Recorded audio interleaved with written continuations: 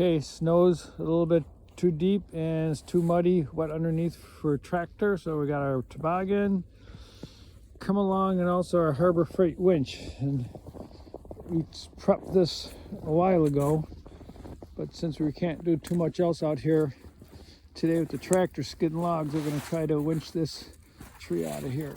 And I didn't bring my mini tripod, so I'm going to have to hold this for a bit.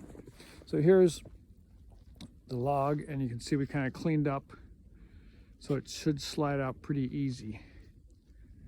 So normally I just hook a chain and my come along and a tow strap over to here, and we'll pull some, but it's only a 10-foot cable, and I have my, let me put my glove on, and I have my Harbor Freight winch that I've been using for all kinds of things. So my thought is, what if we could mount it to the tree like this, or, oh, that hurt, or even if we mounted it to the tree, oh, leaning against a trail of snow came out, mounted it like that sideways, and then this is a 30-foot cable.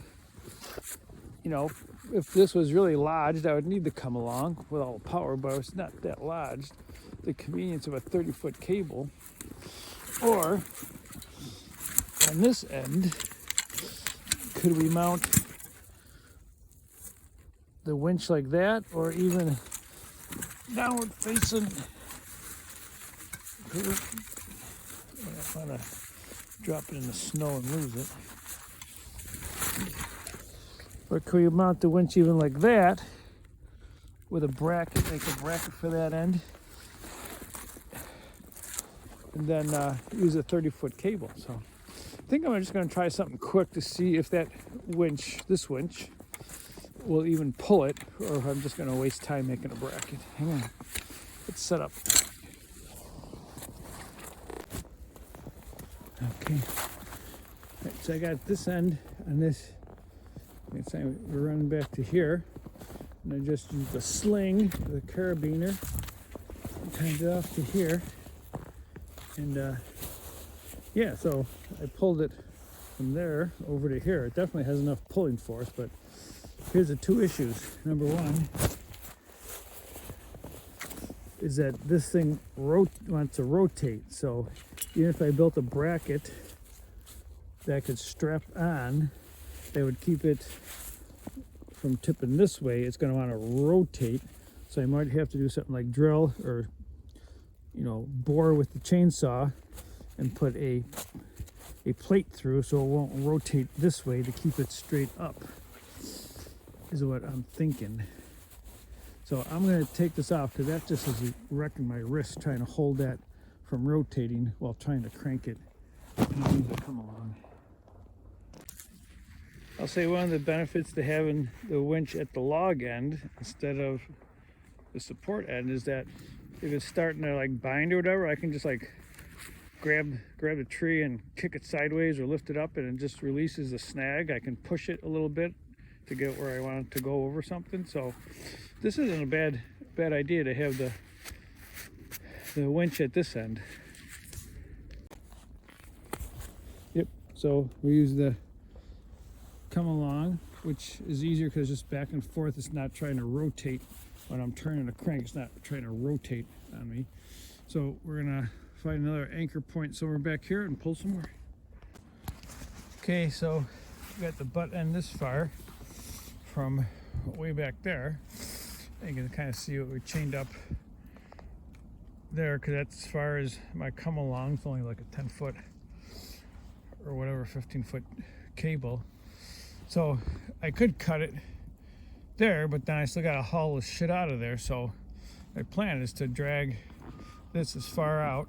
I got a little roller here to drag this as far out over into the clearing, where I'm going to process it anyways. And I really don't have any other trees where I can move my anchor back, so I'm just going to keep pulling a length and then moving the chain back to the butt and keep pulling until we get enough out here that we're going to use a chainsaw and cut it so it isn't poking into the ground.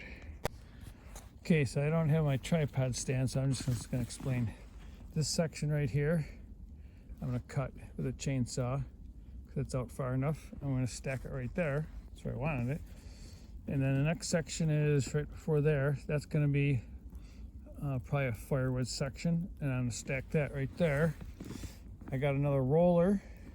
I'm going to reset the come along and pull up another section, because right where the come along is now, I want that out here, because that's where the next cut's going to be.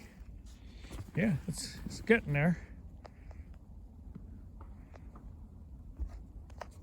Yeah, come along it's just a lot of, pulling for a little movement, but not a lot of force. But it does get my heart moving. All right, just need the PV to roll it a bit. This part got stuck in the dirt, but we tied off to a small tree, but I wanted to get it pulled farther out, and we did good. I think this is my cut point. I'm gonna cut here, and that's gonna be the final bottom log. And with the PV, I think we can just roll that into our pile right here. So yeah, I don't know. It took quite a long time with a come along, but not overly bad on my wrists or back or anything. Just takes a while. Fun trying to see what trees will handle what kind of load. All right, we're done for the day out here. We got some sawmill logs, some firewood logs. We used the come along to pull that tree out from way back in here. And when we got it out there, we cut it up. Yeah, so that worked pretty good. We got another one over here. They were gonna pull the other way. Gonna pull it west, but not today. I'm kind of sweaty and cold and tired all at the same time. And I got one last thing we gotta do, which is unpleasant. I packed up the toboggan and I started pulling, and it's stuck. And what happened, you can see over here, this is where it sat. So the frozen muck, or the mucky snow and mud, froze to the bottom. So now I gotta unload that, scrape off the bottom, because